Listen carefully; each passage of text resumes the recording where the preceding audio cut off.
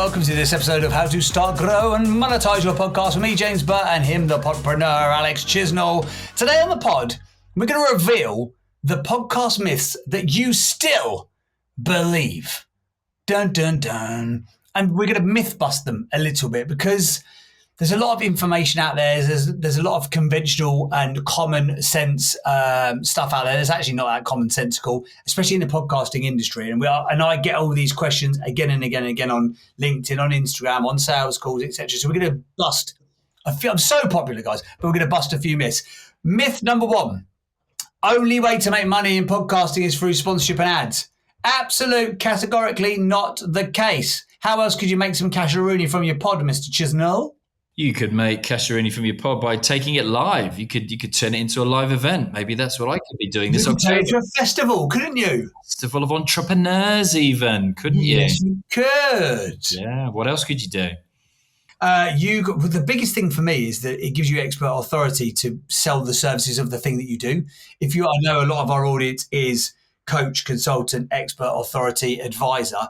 There is nothing better for brand awareness. There's nothing better for expert authority. There's nothing better for building all of that stuff than a podcast. The long format audio first media is so good from a believability standpoint. Like, because people know if you can talk on a subject for 60 minutes, you really genuinely know your stuff. It's quite easy to cobble something together for 30, 60 seconds. You can read a script off your mobile phone and come up with a good little TikTok, but it's very hard if you're being quizzed for 30, 45, 60 minutes on a subject. It's hard to blag that. So if you know and you can do long form content on your subject, then you can really be that thought leading expert of your thing. So yeah, for me, the number one monetization model is getting clients from directly and indirectly from the content that you make. Anything else that you think is a bigger win than ads in terms of monetization? I've seen it sliced different ways, haven't we? And you've seen people come at it different ways, like people who will write a book and then they'll launch a podcast, or like Tim Ferriss did, do the podcast first and then launch a book. I met a guy a couple of weeks ago in Portugal, and he'd done just that. And he had a super, super niche podcast in the financial services space, in the private equity space. And he had turned his podcast into a book. He hadn't even done 50 episodes, like us, by the way, but he'd already turned that into a self-published book. And, it was for him, again, it wasn't necessarily the monetization that he was relying on, because he has a, successful financial services business, but he was using it, as a calling card wherever he went, as an introduction. Here's a copy of my book. What does that do? Again, it kind of leans into what you said. It's the leader, the thought leadership piece, the expert in your field. I've written a book on it. Bosh, there you go. But whether you are, as James said, course creator, coach, any of those things, you could look at, many different ways to monetize your podcast. I've done it myself through, courses, through masterminds, through live events. There's digital products that you can launch as well, ebooks and stuff like that. That could be, podcast could be top of funnel. Then you could literally go down into different high ticket items, and along the way you've got cross sells, side sells, and all that kind of good stuff as well. So I think we came up with before in a previous episode, maybe like 18 different ways you can monetize your podcast. That's right, yeah. Yeah, directly and indirectly. Check out that previous episode. Challenge. The myth number 2 is that you need a big audience. Again, it leads on from the first point that we were making. You don't need lots of people. You just need the right people. I used to very frequently, I had a podcast called Building the Brand, and I would do, flitted off into the ether like many of my other great ideas and my wild inventions. But that podcast, I used to interview interesting people. I interviewed like the likes of like Gary Brecker, who's the world's leading human biologist, and the guy who's... Did you interview? I like Gary Brecker. He's great. Yeah, optimization and all that. Yeah, I went to Miami. I interviewed him in his medical center. Well, I had an IV drip. It was amazing. Mad. So I do stuff like that, but then I'd also do solo podcasts about different aspects of branding. And again, the thing with that is that podcast, I don't know, sub 10,000 downloads a month, something like that. It wasn't a small audience. Some people would be listening to this going, "Well, that's massive," but it wasn't small. It wasn't a big audience. But very regularly, I would have people that would come through and say, I know because you talk about it on the podcast, because again, being intentional with the content that you're making, I know that you do brand consultancy, could I book in a session? Now, back in those days, I was charging 1,500 quid plus VAT. And people would come and would book in. So you think, oh, I need to have sponsors to make money. No, you don't. You think if you did a podcast, you got 2 of those a month, that's $3,000. That's 36 grand. It's the best part of 40 grand a year from talking about the thing that you do and you're landing 2 clients a month off a podcast. But it goes back to one of the things that we always say on this podcast, which is be intentional with your content. I wasn't going to land those brand consultancy clients unless I keep telling people, this is the expertise that I've got in brand consultancy. So I made the content around it. I don't just want to do an advert below, hey, pay me 1,500 quid to help you, get your brand into shape.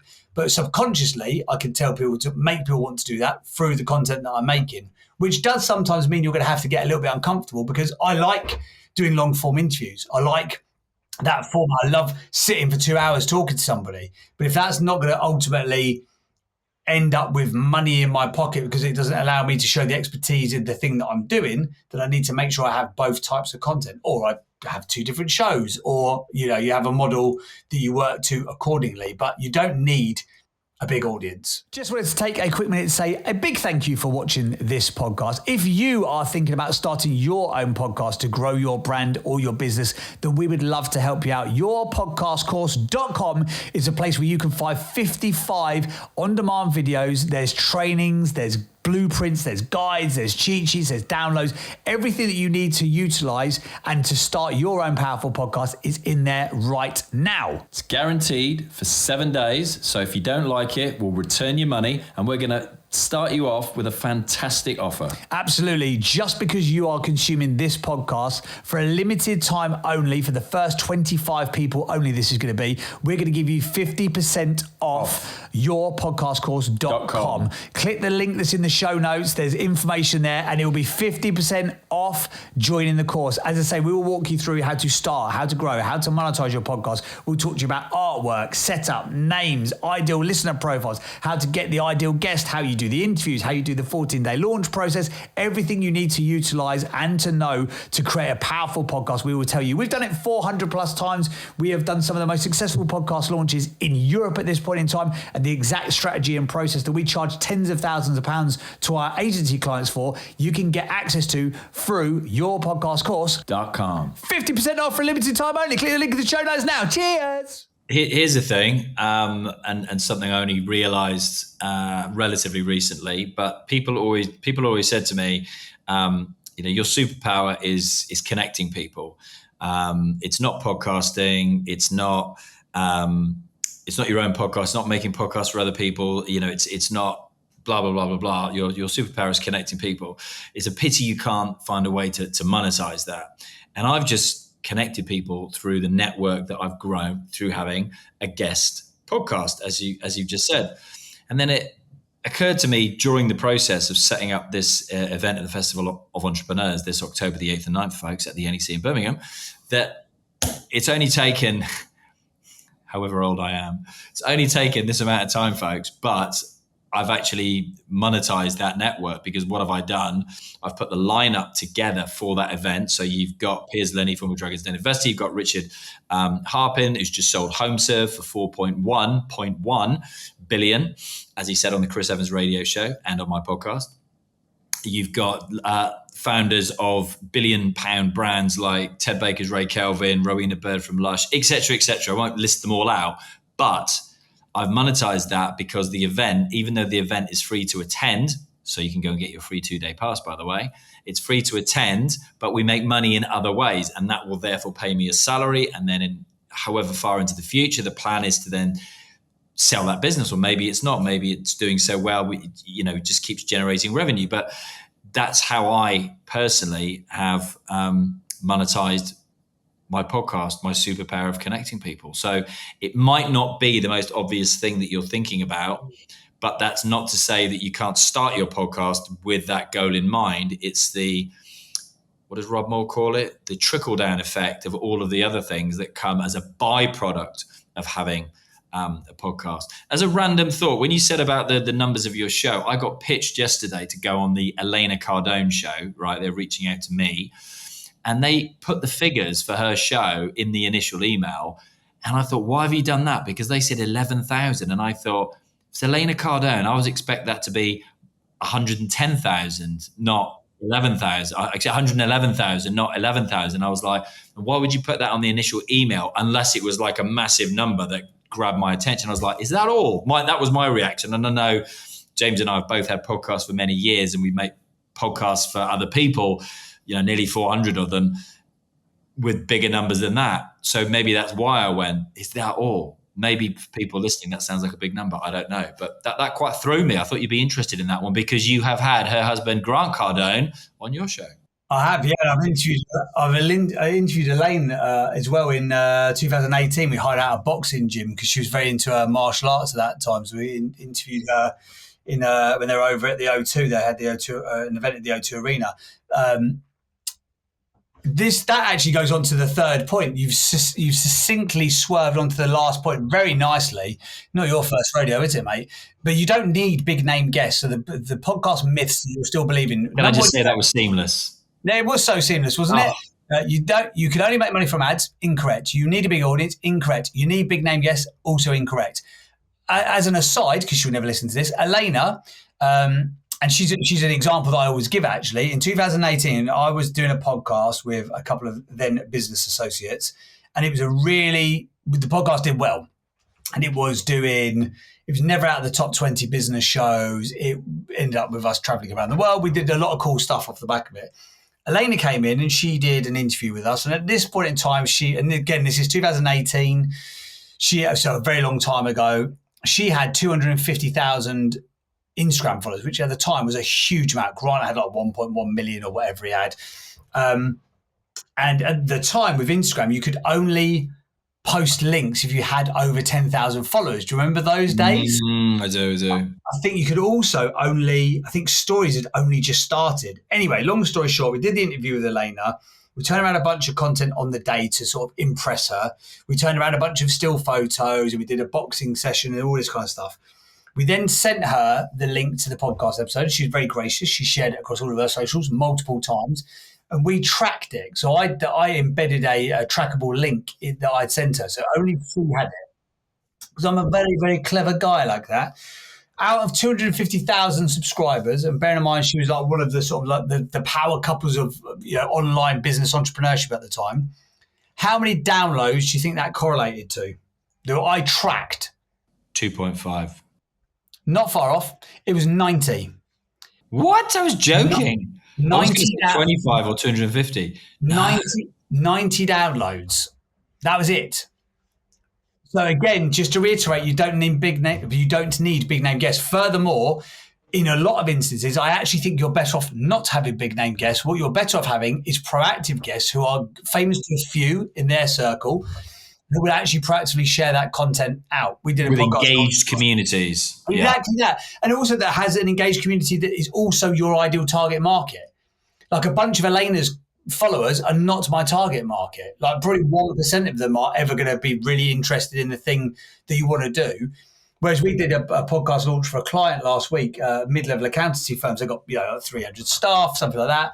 And it's a very sort of B2B focused podcast, but we've made the clips and the content in a certain way that one of the guests would share out. They shared it out like 3 or 4 times. And I could track it. They drove all of the traffic to that podcast. The brand itself drove some traffic, but the bigger traffic came from the stories on Instagram that was driven by the guests. And a good point to note to kind of finish off on this, I think, is the reason why people are going to click on something, to listen to something, be motivated to listen or to watch something. And I remember a previous episode of Screw It, Just Do It. And it was, I just saw him pop up the other day again. So I've forgotten his bloody name now. It's typical. Neither of us have remembered anything during today's recordings. But he is running because he's got terminal brain cancer. He's only in his early 30s. He'll be given 4 years to live. That 4 years is up. King of chemo. There you go. And he collaborated on maybe 3 of the 7 posts we put out that week.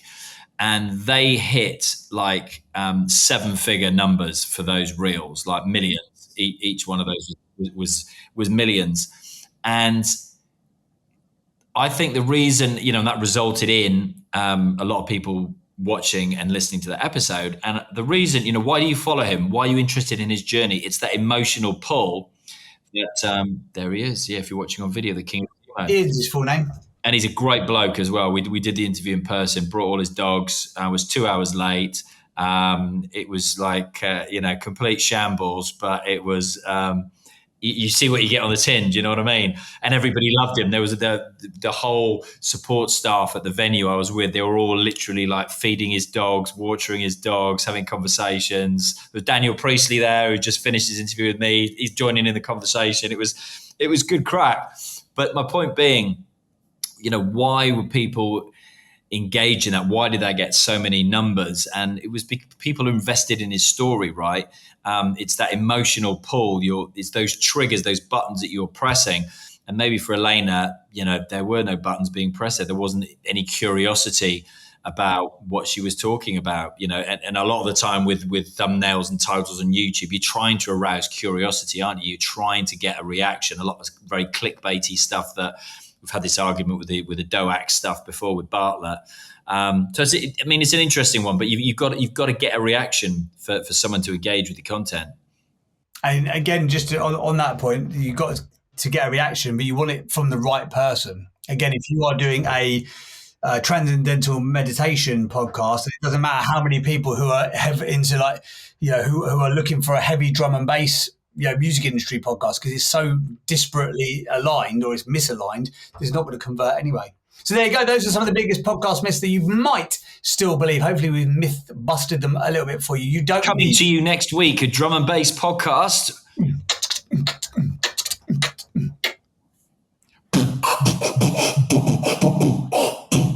Please, dear God, make it stop. Your teenage daughters. Do not. Yeah, leave it in. Leave it in. If you have enjoyed today's episode, please feel free to leave us a 5-star review. Also, guys, please, I can say this because he can't. Go and click on the link that goes through to Festival of Entrepreneurs. If you are in the UK, if you're into business, entrepreneurship, content and marketing, this is going to be the must-attend event of the year, 8th and 9th of October, up in the NEC in Birmingham. Massive event, unbelievable lineup of speakers. I know you're thinking, I'd love to go, James, but I've just got no squiddaroony. Don't even worry about it. It's on Chisnell. It's free. Freemium, baby. So make sure you go and click onto that. And if you've got any questions or queries, please leave them in the comments on YouTube or Spotify, and we will get around to answering those as well. But thank you for your attention. Cheers for your ears. Thanks for your eyeballs, and we'll see you on the next one. Ta-da!